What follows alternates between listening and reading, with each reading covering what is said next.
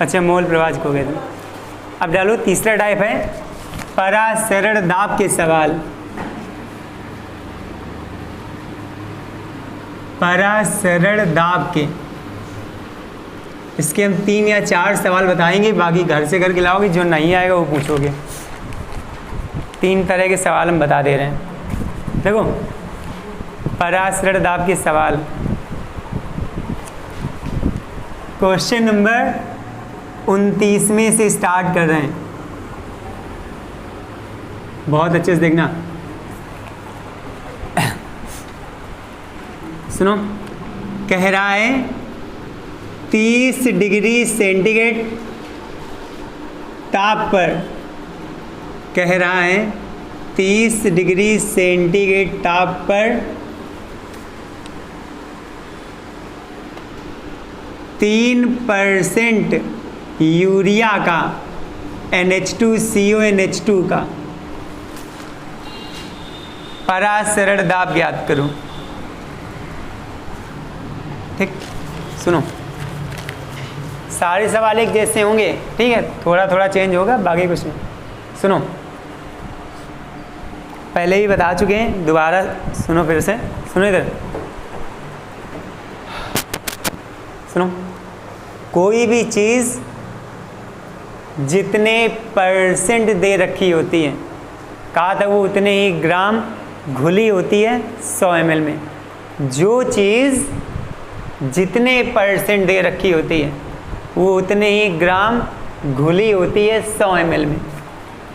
Urea 3% दे रखा है, इसका मतलब हो गया यूरिया 3 ग्राम है जो घुला है 100 ml में। कोई भी चीज़ परसेंट में दे रखी हो तो जितने परसेंट दे रखा होगा उतने ही ग्राम घुला होता है 100 ml में। जो चीज़ जितने परसेंट दे रखी होगी वो उतने ही ग्राम घुली होती है 100 ml में। तो ग्राम में सिर्फ एक ही चीज़ होती है, ग्राम में कभी भी कुछ भी दे रखा हो, ग्राम में मात्रा होगी स्मॉल w। ml में फिक्स होता है आयतन, लीटर या मिलीलीटर में सिर्फ आयतन ही हो सकता है। तो ml में आयतन हो गया, 3 ग्राम w हो गया, ml आयतन। जो फार्मूला दिया होगा उसके परमाणु भार जोड़ जोड़ के अणुभार निकालेंगे। तो अणुभार निकालेंगे, देखना, n का परमाणु भार 14 होता है, एक n का 14 होता है, n 2 हैं तो हो गया भैया 28, प्लस h का परमाणु भार 1 होता है, h 4 है, एक h का परमाणु भार 1, 4 h हैं तो 4, प्लस कार्बन का परमाणु भार होता है 12, प्लस ऑक्सीजन का परमाणु भार होता है 16। आप जोड़ लो तो अणुभार आ जाएगा 60। अणुभार होता क्या है? Small m। तो भैया हमें W पता चल गया, दूसरी चीज़ आयतन पता चल गया, और तीसरी चीज़ अणुभार पता चल गया। कह रहा है सवाल में परासरण दाब P ज्ञात करना है। अब जो चीज़ ज्ञात करनी इसका फार्मूला लगाएंगे। तो भैया परासरण दाब का फार्मूला होता है P बराबर होता है W/m × V × S × T। पढ़ चुके थे, डेरिवेशन पूरा पढ़ा था हम लोगों ने, उस समय ये सवाल भी बता चुके थे, दोबारा बता रहे हैं। परासरण दाब का P बराबर फार्मूला होता है W/m VST। अब आप देखो दिया क्या क्या है, W सवाल में दे रखा है, अणुभार M भी हमको पता चल गया है, आयतन V भी हमें दिया है, T ताप होता है, ताप भी दिया है, 30 सेंटीग्रेड ताप दिया है, ताप को 30 दर्शाते तो T बराबर हो गया भैया 30 सेंटीग्रेड। अब हमें S न दिया है न कभी दिया जाएगा, क्योंकि S को बताया था फिक्स होता है, कहा था S को कहते हैं विलयन स्थिरांक। S होता है विलयन स्थिरांक, ठीक, और S का मान फिक्स होता है 0.082। काहे में होता है? लीटर, वायुमंडल, केल्विन और मोल, ये होता है। वैलेंस स्थिरांक इसका मान होता है 0.0821 लीटर, वायुमंडल, केल्विन और मोल, ये होता है। चलो भैया, हमें एसवी पता लग गया। अब सब कुछ किनारे, ठीक, लेकिन अब हमको बदलना पड़ेगा। देखो मेरी एक बार सुन लो, हजारों बार बता चुके हैं, जो चीज़ जितने % दे रखी होती है वो उतने ही ग्राम घुली होती है 100 ml में। कोई भी फार्मूला जितने % दे रखा है, समझ लो वो उतने ही ग्राम घुला है 100 ml आयतन में। तो यहाँ पे देखो कह रहा था यूरिया 3% है, इसका मतलब है कि यूरिया की 3 ग्राम मात्रा घुली है, % का मतलब 100 ml में। तो यूरिया की 3 ग्राम मात्रा, % का मतलब 100 ml में घुली है। तो ग्राम में मात्रा होती है W, वेट, % में आयतन 100 ml आयतन होता है V। दो चीज़ें बदल गई। अब जो फार्मूला होगा उसका अनुभार निकालेंगे। इसका अनुभार निकाला, इनका 14, 14, 14, 28, H का 1, H कितने 4, कार्बन का 12 होगा 16, अनुभार होता है M। 3 चीज़ें पता चल गई, ठीक। सेंटीग्रेड में केल्विन में ताप होता है, तो सेंटीग्रेड में ताप होता है, तो T भी पता चल गया 30 सेंटीग्रेड। अब हमें S दिक्कत कर रहा था, S नहीं दिया था, कभी देगा भी नहीं। S का मान ये होता है। अब मेरी बात समझना, S का जो मान होता है ये इतना होता है, लेकिन कब होता है? S का मान आप ये ले सकते हो तब जब आयतन लीटर में हो, दाब वायुमंडल में हो और ताप केल्विन हो। तो मान तो दिए हैं, लेकिन इस यूनिट में नहीं दे रखे। सवाल में आयतन दिया है ml में, जबकि ये मान तब ले सकते हो जब आयतन लीटर में हो। तो क्या करें, हमने सोचा इस ml को अगर हम लीटर में बदल लें तब ये मान ले सकते हैं। ताप केल्विन में हो, सोचा कि इस सेंटीग्रेड के मान को केल्विन में बदल लें तब ये मान ले सकते हैं। तो बस इतना करना है। सेंटीग्रेड को केल्विन में बदलने के लिए बता चुके हैं 273 क्या करते हैं, जोड़ते हैं। अगर सेंटीग्रेड में ताप दिया हो और उस ताप को केल्विन में बदलना हो तो 273, 30 सेंटीग्रेड में 273 जोड़ेंगे तो भैया 303 केल्विन आ गया। तो एक चीज़ तो बदल ली, आयतन लीटर में होना चाहिए ml में, ml को लीटर में बदलने के लिए 1000 से भाग देते हैं। तो भैया 100/1000, 2 0 2 कट गया, 0.1 लीटर। सब कुछ पता चल गया। मान धरो, बस P निकालना है। W कितना है? 3 ग्राम है भैया। M कितना है? 60 है। V कितना है भैया? 0.1 है। S कितना है? S 0.082 है। खाली इतना रख सकते हो, 0.082, 2 डिजिट भी रख सकते हो। ताप T कितना है? 303 केल्विन है। बस हल कर दो, 3 B शाम 60, तो P बराबर 2 से काट दो, चाहे 2 कम 10 और 2 से काटेंगे 0.041, ऊपर हो गया 0.041, 10 का भाग इसमें दे दो तो 30.3। बस इसके बाद आप गुणा कर लो, आंसर। ठीक, नोट कर फटाक से।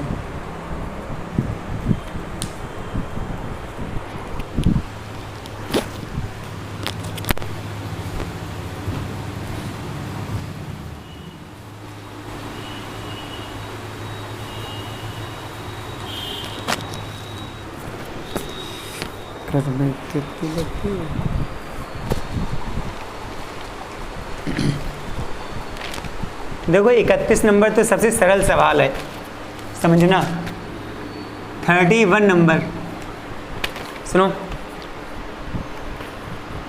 30 नंबर तो बिल्कुल सेम टू सेम सवाल था, है ना, इसमें तो अंतर ही नहीं कोई। 31 नंबर देखो, कह रहा है 27 डिग्री सेंटीग्रेड ताप पर कैपिटल M/10 यूरिया के विलयन में NH2CO NH2 यूरिया के विलयन का परासरण दाब ज्ञात करो P। अब समझो, हम लोग फार्मूला जानते हैं, P बराबर W/m into V into S into T। अभी हम लोगों ने कम से कम 30-35 और टोटल मिला के देखा जाए तो कम से कम 40 सवाल पढ़ चुके हो तुम लोगों के मोलरता नॉर्मलता से। तो याद करो, अभी तो कल ही पिछली क्लास में पढ़े थे, मोलरता का फार्मूला क्या होता था, W/m इंटू V। ये मोलरता का फार्मूला होता है। तो अगर हम W/m इंटू V की जगह सीधे मोलरता रख दें तो एक नया फार्मूला आ गया, P बराबर MST। हम इस फार्मूले को लगा के भी सवाल सॉल्व कर सकते हैं। क्यों? अब देखो, जिसके गुणे में कुछ नहीं उसके गुणे में 1। अब मोलरता के गुणे में कुछ नहीं, अभी तो फिलहाल 1 है। अब मोलरता का गुणांक कितना है, 1/10। जो जिसका गुणांक होता है वो उसी का मान। तो मोलरता का गुणांक हो गया 1/10, यानी इस सवाल में हमको मोलरता दे रखी m बराबर 1/10। मोलरता सीधे सीधे हो गई। 27 सेंटीग्रेड ताप, सेंटीग्रेड में ताप होता है तो ताप दे रखा है T बराबर 27 सेंटीग्रेड। S कभी सवाल में देगा नहीं क्योंकि S फिक्स होता है 0.082 लीटर वायुमंडल, केल्विन और मोल। S का मान ये रखना पड़ेगा। S का मान ये तब रखते हो जब आयतन लीटर में हो, दाब वायुमंडल में और ताप केल्विन में। ताप केल्विन में होना चाहिए, ताप यहाँ सेंटीग्रेड में दे रखा है तो सेंटीग्रेड को केल्विन में बदलने के लिए 273 जोड़ते हैं भैया, तो हो गया 300 केल्विन। अब बस फार्मूला लगा दो, P बराबर MST। M कितना है 1/10, S कितना है 0.082 और T कितना है भैया 300। आओ 1 0 0 कट जाएगा, गुणा कर लो, 3 दूनी 6, 3 × 24 और एक 0 भी है, फिर 3 अंक के बाद दशमलव, 2.46 एटमॉस्फेयर। ये परास्थिर दाब आ गया, 0 हटा दो, कोई मतलब नहीं समझे। 27 सेंटीग्रेड ताप, सेंटीग्रेड में ताप होता है तो भैया T बराबर 27 हो गया। मोलरता का गुणांक 1/10 तो मोलरता हो गई 1/10। S कभी देगा नहीं, फिक्स होता है। ये फार्मूला होता है P बराबर MST। M भी पता है, S भी पता है, T भी पता है, गुणा कर लिया आंसर। नोट करो। देखो सवाल नंबर 33वां अच्छा सवाल है, देखो सुनना बहुत अच्छे से। कह रहा है कार्बनिक पदार्थ है, कोई पदार्थ होगा कार्बनिक, यानी उसमें कार्बन होगा, जैसे मेथेन में कार्बन होता है, एथेन में कार्बन होता है, फॉर्मल्डिहाइड में कार्बन। कोई पदार्थ होगा कार्बनिक, यानी कार्बन वाला कोई पदार्थ होगा। कोई कार्बनिक पदार्थ है, उसकी 40 ग्राम मात्रा को 600 ml आयतन में घोला गया है और कह रहा है सवाल में परासरण दाब 3.2 वायुमंडल है।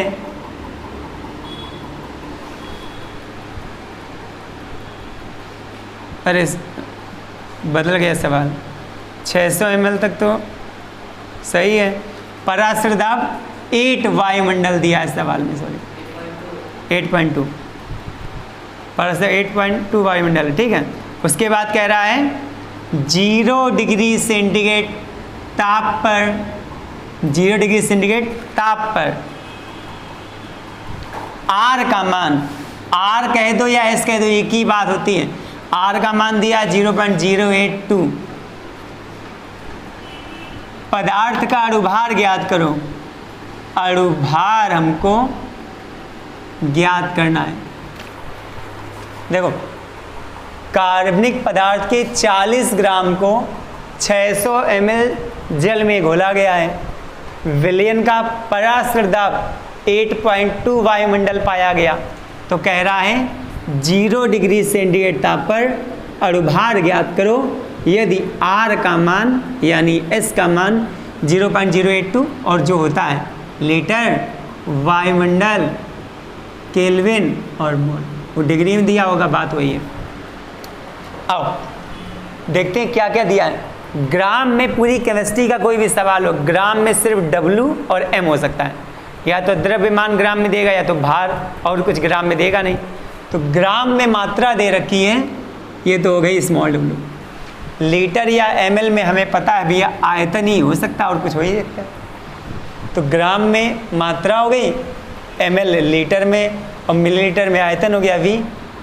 परास दाब 8.2 वायुमंडल, दाब होता है P दे रखा है सवाल में। 0 डिग्री सेंटीग्रेड ताप दिया है 0 सेंटीग्रेड, लेकिन ताप होना चाहिए केल्विन में, तो सेंटीग्रेड को केल्विन में बदलने के लिए हमें 273 जोड़ना पड़ेगा, तो 273 केल्विन आएगा। अणुभार ज्ञात करो, अणुभार होता है स्मॉल m। तो दिक्कत, अब फिर वही R का मान हमें ये लेना पड़ेगा। R का मान ये तब ले सकते हो जब ताप केल्विन में हो, तो सेंटीग्रेड में था 273 जोड़ केल्विन में बदल लिया, तो ताप तो चलो सही यूनिट में आ गया। आयतन लीटर में होना चाहिए, ml में दे रखा है, ml को लीटर बदलने के लिए हमें 1000 से भाग देना पड़ेगा, तो 600 में अगर हम 1000 का भाग दे दें तो ये लीटर में बदल जाएगा 0.6 लीटर। बस फार्मूला लगा दो, P बराबर W/M VS और T। P 8.2 है, स्मॉल w 40 है, स्मॉल m ज्ञात करना है, v 0.6 है, s कितना है 0.082 है, t कितना है 273। ठीक, बस स्मॉल m निकालना है, तो स्मॉल m बराबर हो जाएगा 40 गुणे 0.082 गुणे 273 बटे में हो जाएगा 8.2 0.6। इसके बाद का काम तुम्हारा है, अणुभार का कोई मात्रक होता नहीं, जो आएगा वही आंसर। 40 में थोड़ी हिंट लेनी बस, सुना बहुत अच्छे से। कह रहा है सवाल में, सुना, 10 ग्राम पदार्थ को, 10 ग्राम पदार्थ की मात्रा दे रखी 10 ग्राम, 10 ग्राम पदार्थ को 250 ml जल में घोला गया है। ठीक, कह रहा है इसका परासरण दाब 15 डिग्री सेंटीग्रेड पर 600 मिलीमीटर पाया गया। तो कह रहा पदार्थ के अणुभार की गणना करो, पदार्थ का कह रहा है अणुभार ज्ञात करो। बस ये तो बहुत ही सरल है। कह रहा पदार्थ की 10 ग्राम मात्रा, ग्राम में सिर्फ मात्रा होती है W, ml में तो कॉमन सेंस आयतन होगा 250, सेंटीग्रेड में ताप होता है T, मिलीमीटर या वायुमंडल में दाब 600 मिलीमीटर, ये दाब हो गया P। पदार्थ का अणुभार ज्ञात करना है, अणुभार होता है m बराबर, S नहीं देगा तो S होता है 0.082 लीटर एटमॉस्फेयर केल्विन मोल। आ जाओ सॉल्व करते हैं। हमें पता है फार्मूला होता है P बराबर W/M V S और T। तो देखो बदलना पड़ेगा भैया, आयतन को लीटर में बदलना पड़ेगा ml में, ml को लीटर में बदलने के लिए 1000 से भाग देते हैं, 1 लीटर में 1000 ml होते हैं, तो 250 ml है, ml को लीटर में 1000 का भाग देंगे तो आ जाएगा 0.25 लीटर। ताप केल्विन में होना चाहिए, सेंटीग्रेड में इसमें 273 जोड़ेंगे 288 केल्विन। दाब को बदलना पड़ेगा मिलीमीटर, मिलीमीटर को वायुमंडल में बदलना पड़ेगा, तो मिलीमीटर को वायुमंडल बदलने के लिए 760 से भाग दिया जाता है। एक वायुमंडल बराबर होता है 760 मिलीमीटर, तो जब मिलीमीटर को वायुमंडल बदलना हो तो 760 से भाग देते हैं, भाग दे दो ये आ जाएगा। मान रखो P का मान 60/76, W भैया 10, M ज्ञात करना है, V 0.25, S 0.082, 288, 288 सब कुछ पता है, हम m निकाल ले लेंगे आंसर। नोट करो। अब टाइप बदले दे रहे, 28वां बताए तो दूसरे टाइप के बताते सवाल। देखो अब सवाल नंबर 28 कह रहा है प्योर वाटर की, शुद्ध जल की मोलर सांद्रता ज्ञात करो। जब मोलर सांद्रता कहेगा तो मोलरता होती है, और जब मोलल सांद्रता कहता तो मोललता। मोलर सांद्रता का मतलब हो गया मोलरता निकालना है। ठीक, हमें सवाल में मोलर सांद्रता का मतलब हो गया मोलरता निकालनी है, तो मोलरता का फार्मूला होता है W/m/P। ये पता करना है। अगर हमें मोलर सांद्रता निकालनी है जल की, तो जल की मात्रा पता होनी चाहिए, जल का अणुभार पता होना चाहिए, और जल का आयतन पता होना चाहिए। कुछ भी नहीं पता है तो कैसे निकालेंगे? देखो, शुद्ध जल की मोलरता निकालनी है तो एक बात सुनो, शुद्ध जल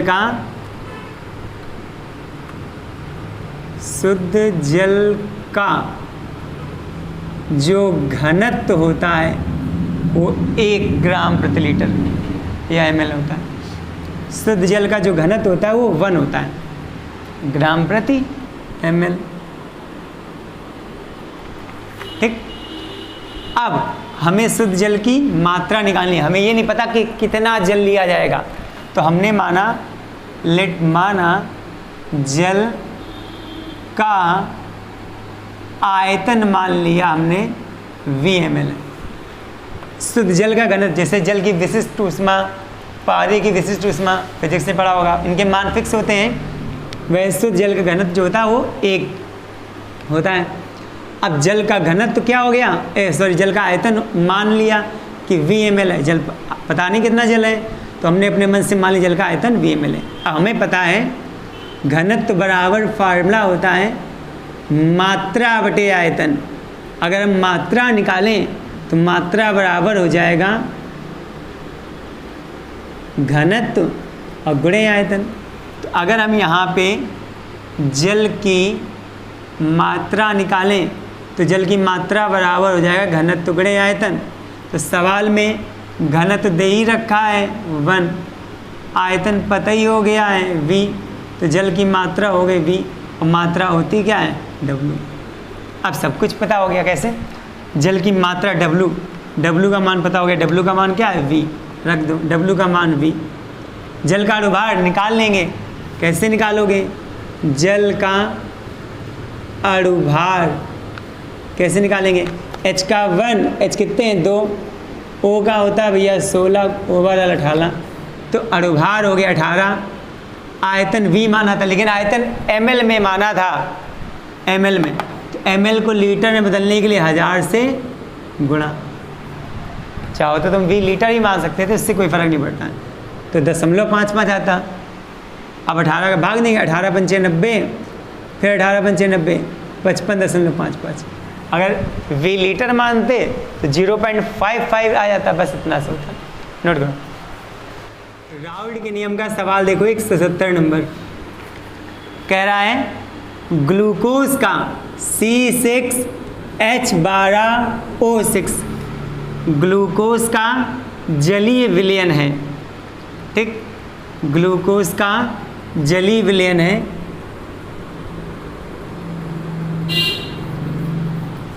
C6H12O6 का जलीय विलयन है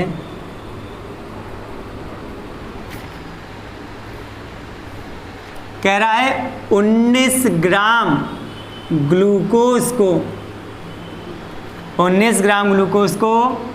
90 ग्राम जल में घोलकर विलयन बनाया गया है। जल का वाष्प दाब 32.8 मिलीमीटर है। तो कह रहा है विलयन का वाष्प दाब क्या होगा।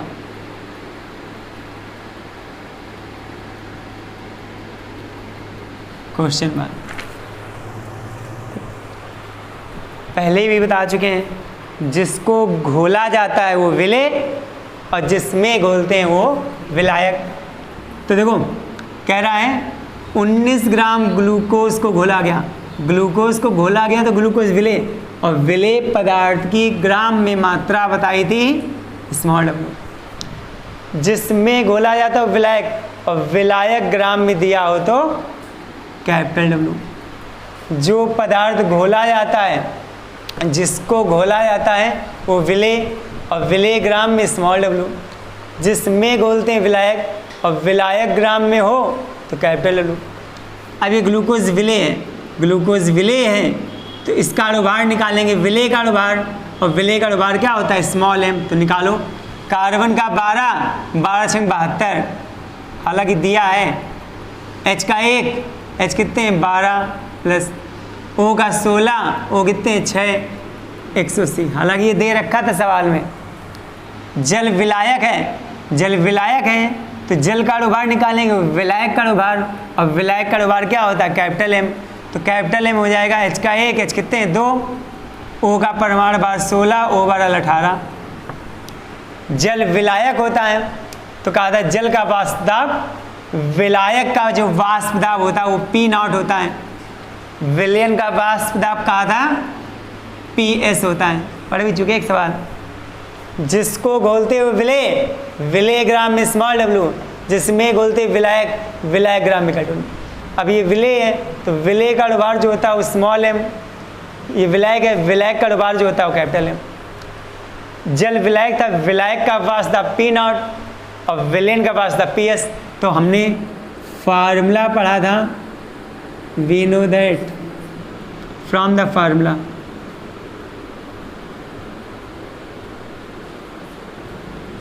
फार्मूला बताया था P0 PS upon PS, small w capital M, capital W small m। मान रखो P0 का मान है 32.8,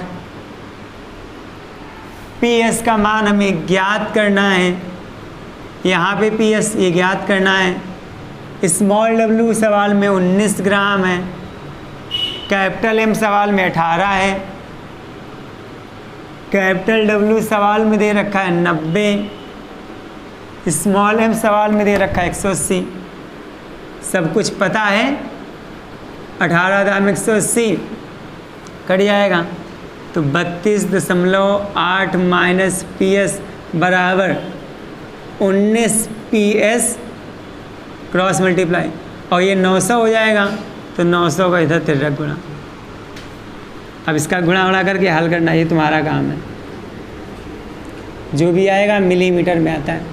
ठीक, नोट कर लो। बस आज के लिए इतना रखो, अब ज़्यादा कुछ बचा नहीं है, एक टाइप के सवाल बचे हैं।